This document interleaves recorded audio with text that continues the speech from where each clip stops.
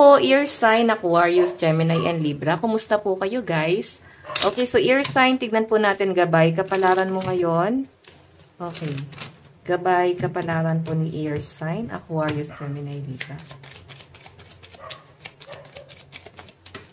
Okay. Meron tayong the mice and the snake. Yung iba sa inyo, guys, may nakikita ko dito, maaaring may problema kayo sa asawa nyo, ear sign. Or maaring nagkaroon kayo, guys, ng problema. Ayan, no? Maaring may sumira sa pagsasama nyo. May nakikita kasi ako dito, guys, maaring may third party, ear sign, no? Okay, may third party na, na involved. Pwedeng malayo sa person mo. Okay, mas nagiging practical siguro ear sign yung person mo. Okay? Madalas, guys, parang, ayan nga, parang nagiging cold na siya sa inyo. Hindi na siya, guys, gano'n nakikipag-usap. Tapos parang ikaw, clueless, ano yung nangyayari?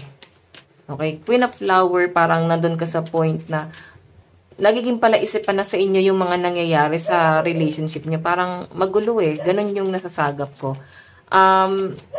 May mga pagdududa ka na sa kinikilos ng person mo. Or maaaring trauma na to. Okay? Tignan natin. Ear sign.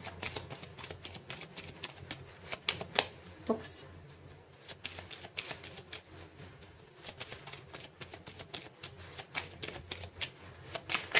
Oops. Meron po tayong the grave. Ayan. Ayaw magpakuha ng card. Meron tayong the journal. Okay. So, maaring someone from the past, guys, no? Maaring nagre-reach out sa inyo ear sign. Pwede nagkaroon na, guys, ng hiwalayan talaga sa inyo. At ang dahilan ng hiwalayan is, yun nga, guys, maaring may na-involved. Pwedeng natukso yung person mo sa iba. Ear sign.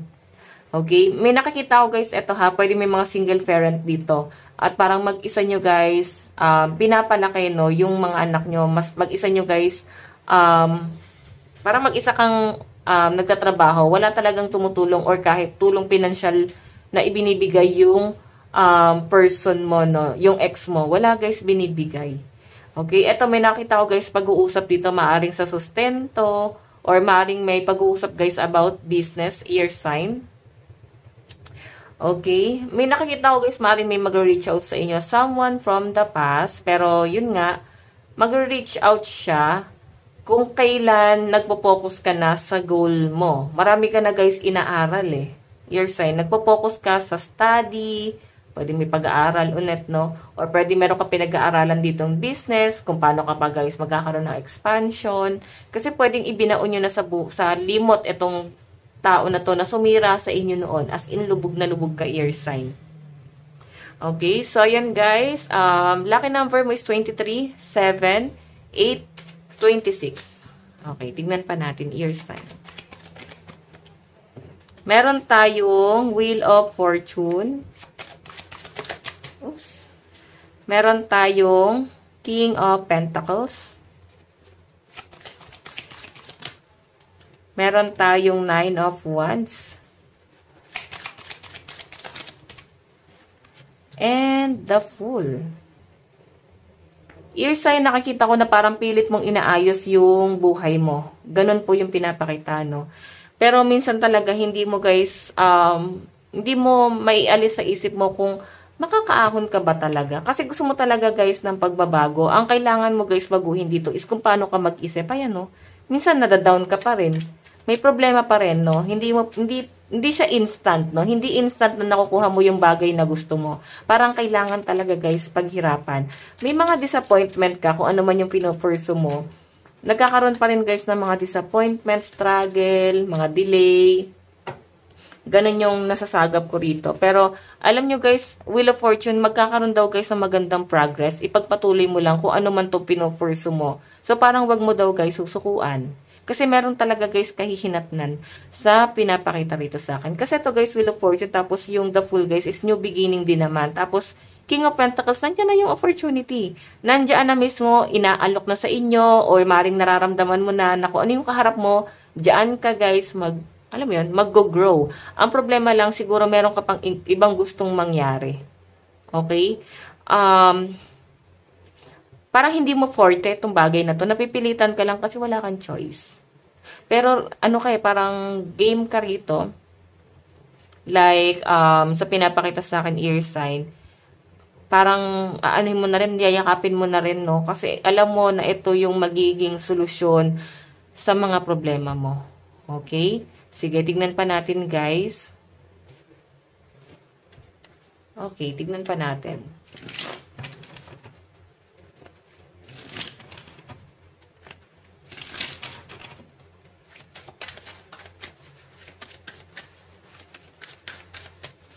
Meron tayong 6 of Cups.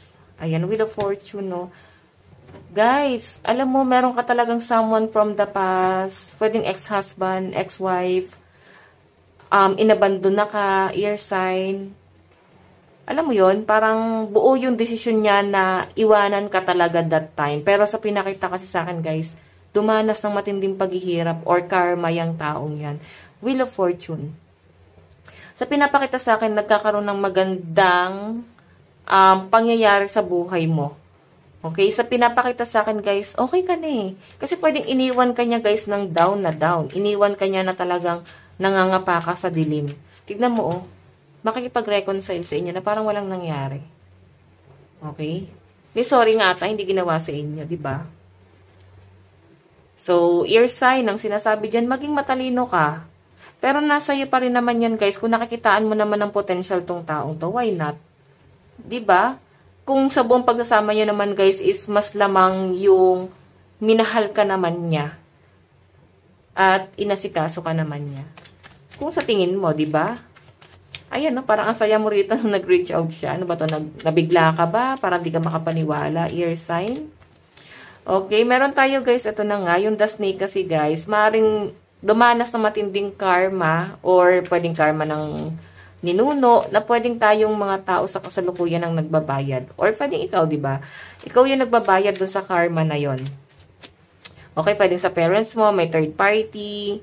Ikaw, guys, yung nagbabayad ng mga kasalanan. Kung makita nyo, guys, nandito tayo sa Two of Wands, ayan, planning for future.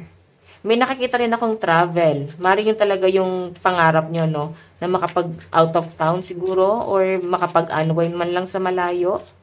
So, meron tayo, guys, 8 of Swords. Wow. Stuck, no? Ayun, no? Na-stuck ka. I think sa past. Parang nandun ka sa point na parang, paano ako babangon? Sino na yung sasandalan ko? Sino na yung tutulong sa akin? Nandun ka sa point na yon. Okay, meron tayong 3 of Pentacles. Okay, so ear sign, ito na nga. May tutulong sa inyo. May tutulong sa inyo. Pero ang nakikita ko kasi ear sign, nahihiya kang mag-reach out. Nahihiya kang humingi ng tulong. Sudden change. Pwedeng itong hihingan mo ng tulong is someone na malaki ang trust issue sa inyo. Ayan, no? Pero willing to help. Ang nakikita ko kasi ear sign, parang lalakasan nyo yung loob nyo eh. Okay? Or pwedeng sila to, guys, no? Pwedeng, alam mo yun, kakapalan na lang nila yung mukha nila para makahingi ng tulong sa inyo, ear sign. Kasi stuck sila eh. Hindi na nila alam kung sa sila, guys, lalapit. And I think, ikaw na lang yung nakikita nila na isang tao na pag-asa nila. Okay? Tignan pa natin, guys. Advice. Meron tayong unexpected guest. Someone will be visiting you soon. Ayan, may nakikita akong maaring may bibisita nga sa inyo, guys. Sinaghalog ko lang na may bibisita daw sa inyo ngayon. Maring di nyo, guys, na-expect or pwedeng surprise. Okay, so guys, ito lang po ang inyong reading. Maraming salamat po. Bye-bye!